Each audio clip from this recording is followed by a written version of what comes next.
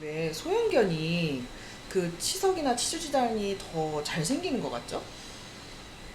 이게 보면 작은 아이들, 소형견들 같은 경우에는 뭐 이렇게 비정상적으로 뭐 아파서가 아니라 어떻게 보면 정상적인 아이 강아지들의 치열, 그러니까 숫자보다 이빨이 적은 아이들도 있고요.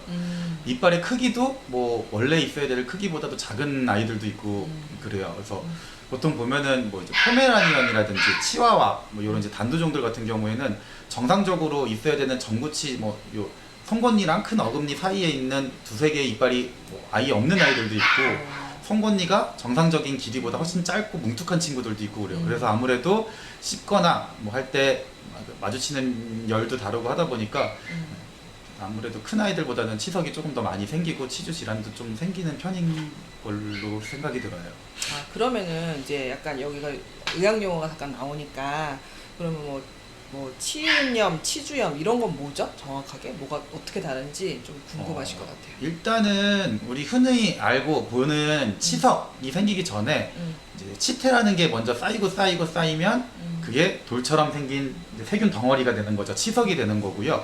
그 치석이 이제 이빨 표면에만 붙어 있는 게 아니라 이빨, 잇몸 사이에 있는 공간을 이제 들어가서 염증을 일으키기도 하거든요. 그렇게 돼서 잇몸에 염증이 생기면 치은염이라고 이제 얘기를 하고, 그게 치료가 되지 않은 상태에서 치은염이 더 진행이 되게 되다 보면 잇몸이 아니라 이제 아이의 이빨 뿌리 쪽까지 염증을 일으켜서 문제를 일으키게 돼요. 그러면 이제 치주염이라고 표현을 하게 돼요. 그래서 치은염에서 뭐 치료가 안 되고 더 진행이 되면 치주염까지도 이루어질 수가 있는 거죠. 진행이 될 수도 있는 거죠. 그럼 치주염이 더 심한 상태라고 볼 수 있겠네요. 그렇죠. 괜찮아요. 그런데 이제 그 제가 또 본 이제 질문 중에 하나가 노령견이에요.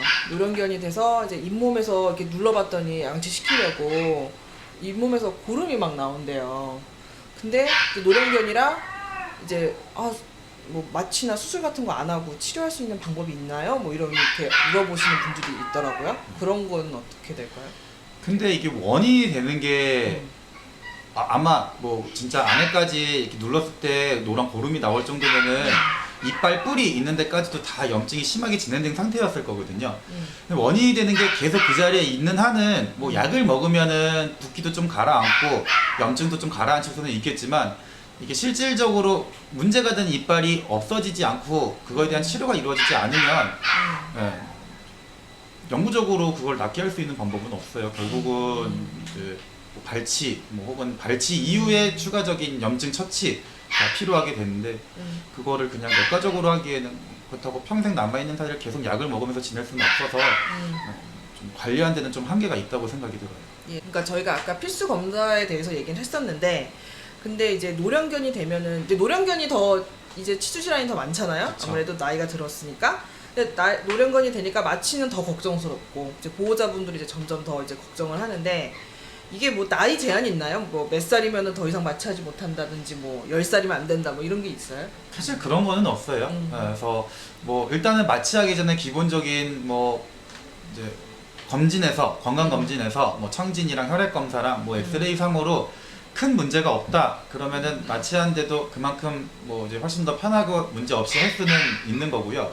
근데 아무래도 이제 뭐 나이가 진짜 많은 경우에는 이제 보호자분도 걱정이 많이 되시지만 마취를 진행하고 스케일링을 진행을 하는 수의사 입장에서도 이제 조금 더 신경이 쓰이고 걱정이 되는 부분이기는 해요. 수의사들도 사실 스트레스 맞아요. 많이 네, 제일 신경이 많이 쓰여서 네. 항상 물론 뭐 이제 그러지 않은 친구들한테도 이제 주의사항을 항상 충분히 설명드리고 진행을 하는데, 아무래도 이제 나이가 좀 많은 친구들이나 아니면 이제 실질적으로 뭐 심장 질환이 나이가 들어서 심장 질환이 있다든지 뭐 아니면 간이나 신장에 뭐 이제 좀 문제가 있는 친구들이라든지, 근데 이빨은 또 너무 안 좋아가지고 이거를 그냥 둘 수도 없는 상황이고 이러면 사실은 조금 이제 좀 신경 쓰고 걱정을 하는 부분이 많이 있거든요. 네. 보호자분도 마찬가지지만 진행하는 수의사 입장으로서도 나이 제일 많은 애는 몇 살까지? 저희 병원에서는 18살 친구도 18? 이제 했는데, 사실 진짜로 시작하기 전에는 저는 보호자분께 그렇게 말씀을 드리진 않았지만 그냥 안 했으면 이런 생각도 하기는 했어요. 사실 좀 너무 걱정이 돼요. 18살이라고 하면은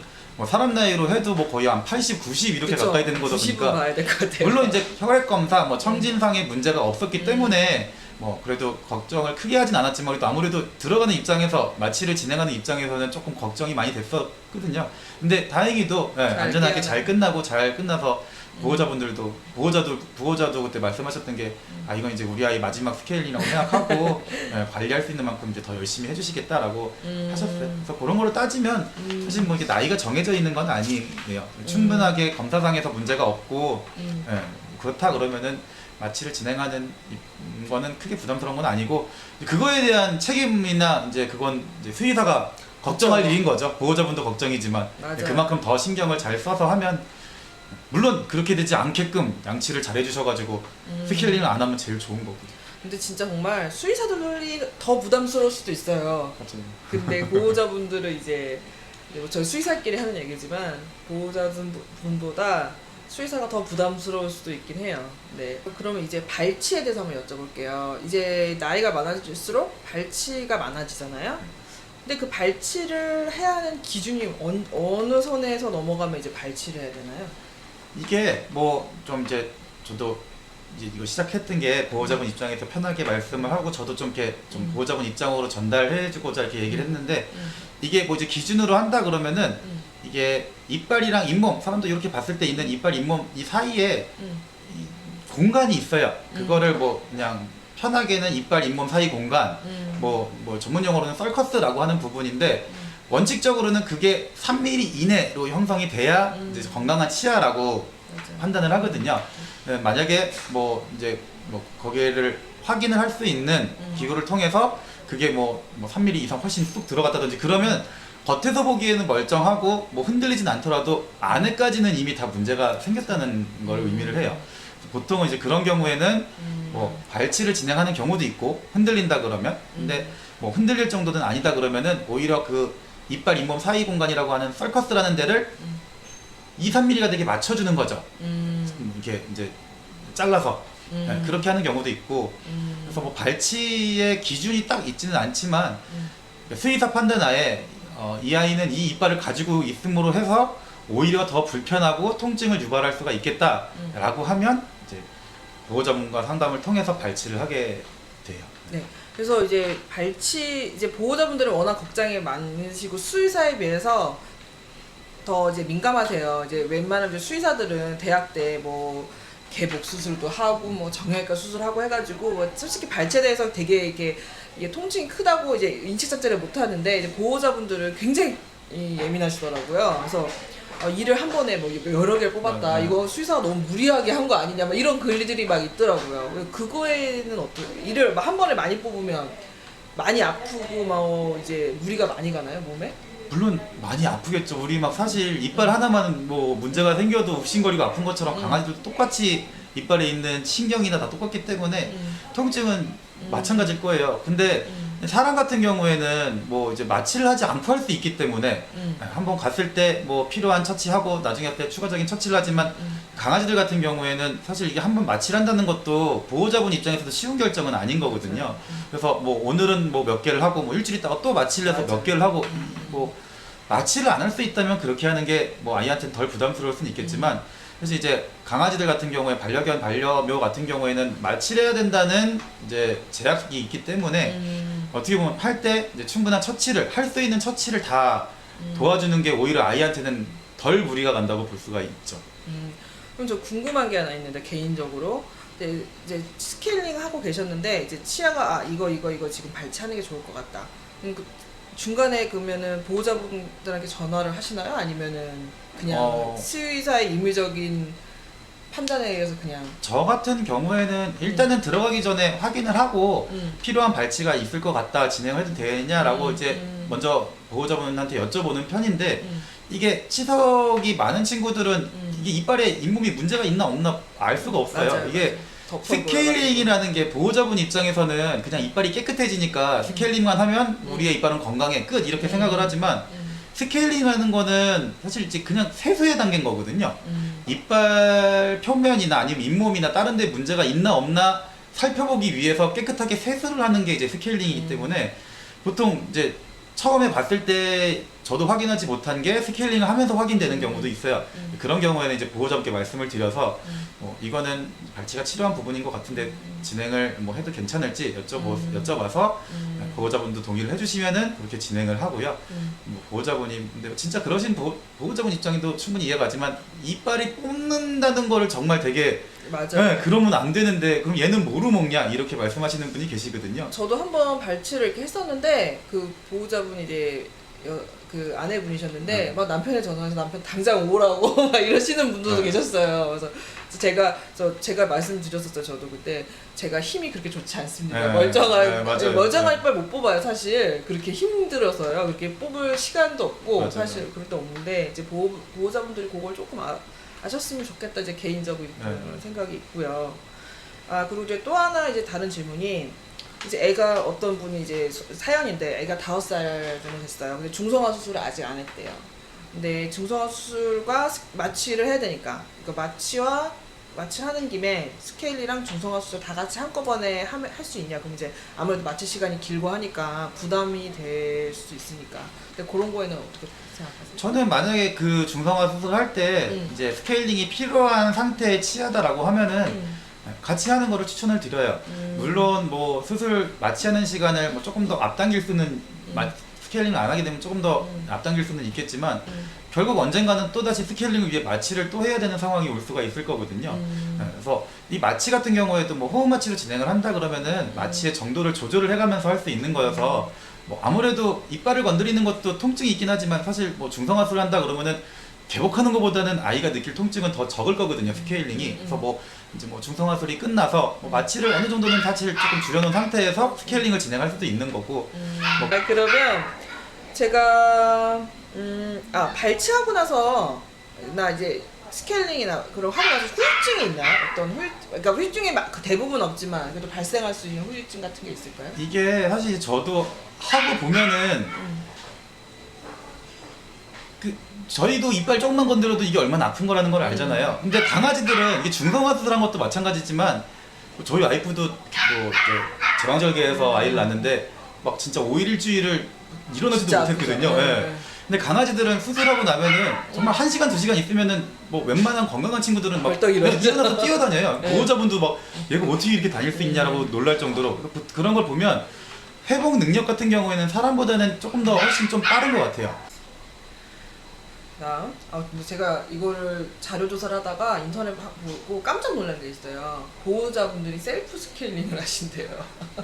그래서 이빨에 금이 갔다 뭐 이런 것도 봤고 뭐 에나멜을 긁었다 뭐 이런 것도 봤는데 기구를 어디서 나셨는지 궁금하고 유튜브에 요즘 막 올라오나 봐요. 셀프 스케일링이. 요즘에는 뭐 보호자분들 오시면은 어떻게 보면 막 수의사보다 막 더 많은 지식을 갖고 막 오시는 거 하도 뭐 이제 인터넷에 많이 얘기가 나오니까 정보가 있으니까. 근데 셀프 스케일링 괜찮을까요?